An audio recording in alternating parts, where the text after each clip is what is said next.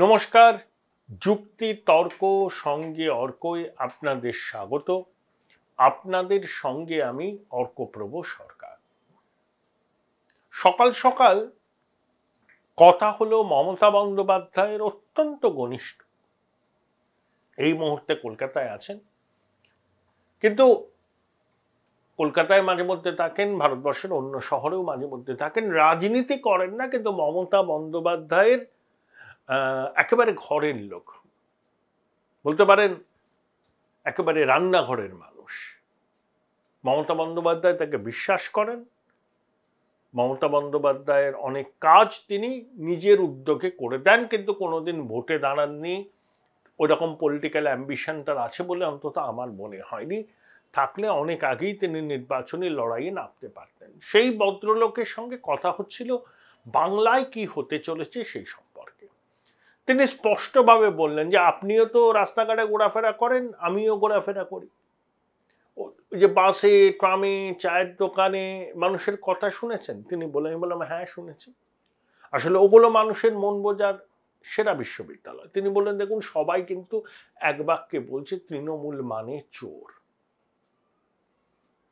তাই বললাম হ্যাঁ, এরকম তো একটা পারসেপশন আছে।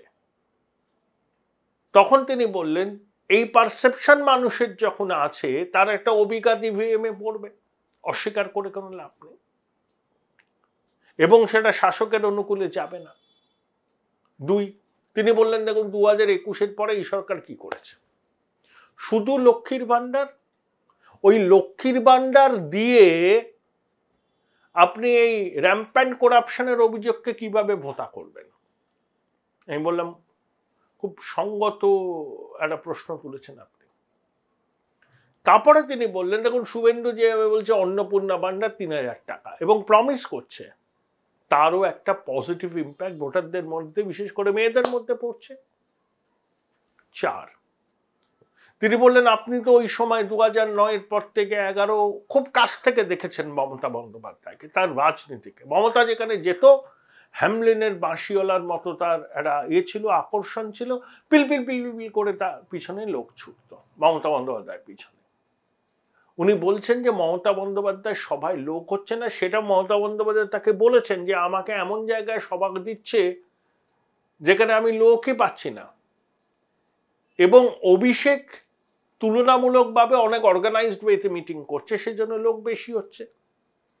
তাই সেই ভদ্রলোক বললেন যে অভিষেক এবং আইপ্যাক এমনভাবে প্রচার কর্মসূচি তৈরি করেছে যাতে মমতা বন্দ্যোপাধ্যায়ের প্রচার কর্মসূচিতে লোকের ভিড় কম হয়।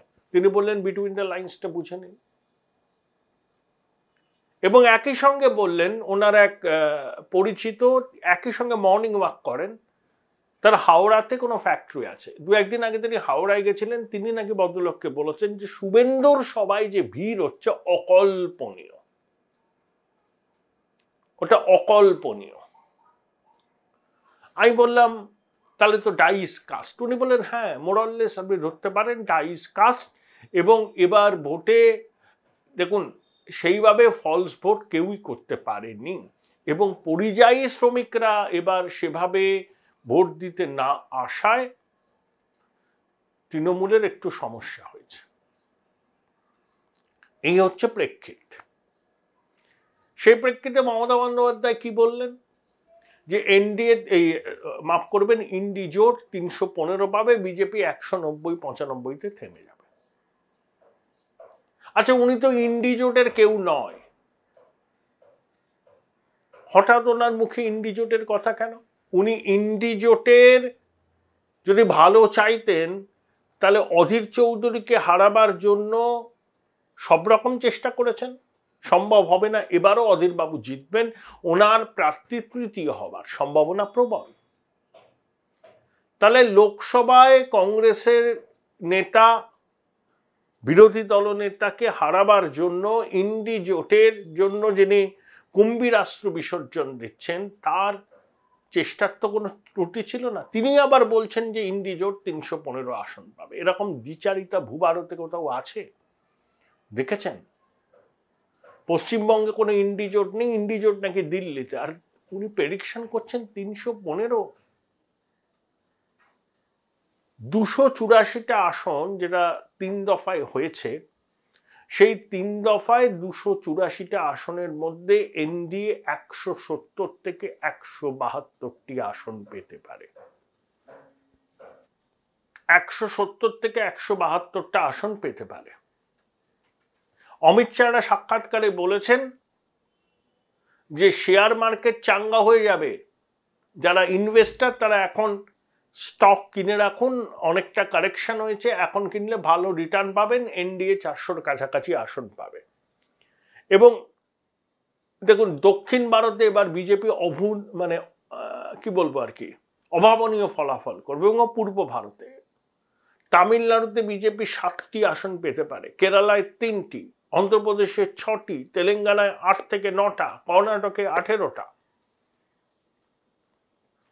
উড়িষ্যায় 12 থেকে 14, পশ্চিমবঙ্গে ন্যূনতম 25, সর্বোচ্চ 30-31। তাহলে খুব সহজেই এনডিএ ট্যালি 400-র কাছাকাছি চলে যেতে পারে। 400 না হলেও 380-টাশি বা 370 এইরকম। আগের বার এনডিএ যে ট্যালি ছিল তার থেকে 20-22টা বাড়বে।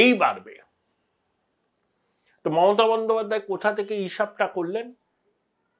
ইন্ডিজোট 315 আসন পাবে। আসলে উনি দেয়াল লিখন পড়তে পেরেছেন যে তার নির্বাচনী বিপর্যয় হচ্ছে।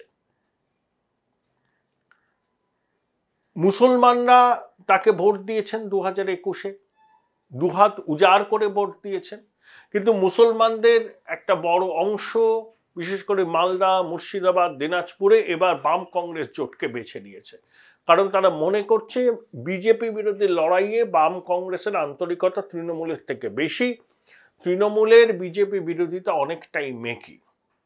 প্রভাবশালীদের বাঁচাতে তৃণমূল বিজেপির পায়ে ডাইভ দিতে পারে, সারেন্ডার করতে পারে। যতই টবে লাগানো গাছ, বড় বড় কথা বলুন না কেন, টবে লাগানো গাছের রাজনৈতিক বিশ্বাসযোগ্যতা খুব কম বলে সবাই জানে। এরা পেশাদারি সংস্থার চোখ দিয়ে বাংলার রাজনীতিকে দেখেন। অনেকে আবার এটাও ভবিষ্যৎবাণী করেছেন যে তৃণমূলের ফলাফল খারাপ হলে বিজেপি তো উল্লসিত হবেই, তারা প্রধান প্রতিপক্ষ, আরও একজন উল্লসিত হবেন, তিনি টবে লাগানো গাছ। তখন ছোটবাবু বলতেই পারেন যে তার পিসি সেই জনমোহিনী ক্ষমতা এখন আর অতটা নেই, তার মুখ আর মানুষ গ্রহণ করছে না। রাজ্য মন্ত্রিসভায় এবার তাকে গুরুত্বপূর্ণ দায়িত্ব দেওয়া হোক। তিনি উপমুখ্যমন্ত্রী হতে চাইবেন। মমতা বন্দ্যোপাধ্যায় যতদূর জানি উপমুখ্যমন্ত্রী পদ কাউকে দিতে রাজি নন, এই পদ সৃষ্টি করতেও চান না। তিনি তার ভ্রাতুষ্পুত্রকে বলেছেন যে ক্যাবিনেটে যোগ দাও, গুরুত্বপূর্ণ মন্ত্রক নাও, কিন্তু ভ্রাতুষ্পুত্র বলেছেন যে ববি হাকিমদের সঙ্গে এক পদমর্যাদায় তিনি ক্যাবিনেটে থাকবেন না, তার পদমর্যাদা একটু হলেও উঁচুতে হতে হবে, অর্থাৎ উপমুখ্যমন্ত্রী। তৃণমূলের নির্বাচনী বিপর্যয় হলে যার সম্ভাবনা 16 আনার উপর 18 আনা, ছোটবাবু কিন্তু মমতা মন্ত্রিসভায় যোগ দেবেন এবং বিধানসভায় যাবেন।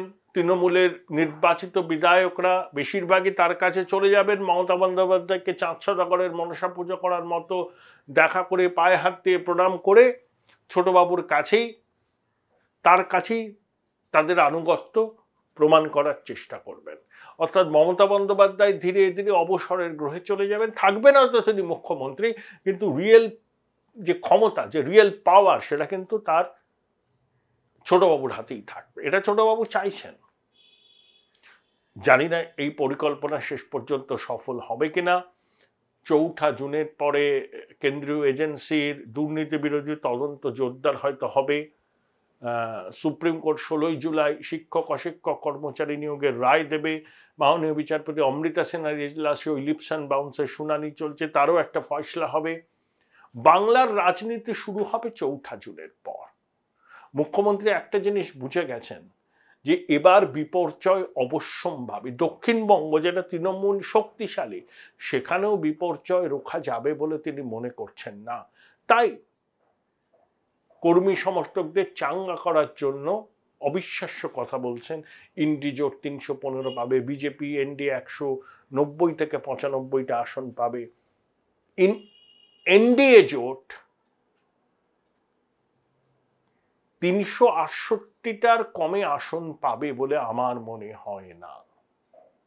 এগুলো নিয়ে বিস্তারিত বলবো, কিন্তু এটুকু বলতে পারি সম্ভাব্য পরাজয়ের আভাস পেয়ে মমতা বন্দ্যোপাধ্যায় কার্যত এখন প্রলাপ বকছেন। Join Indian Institute of Hotel Management now. Right choice, right decision.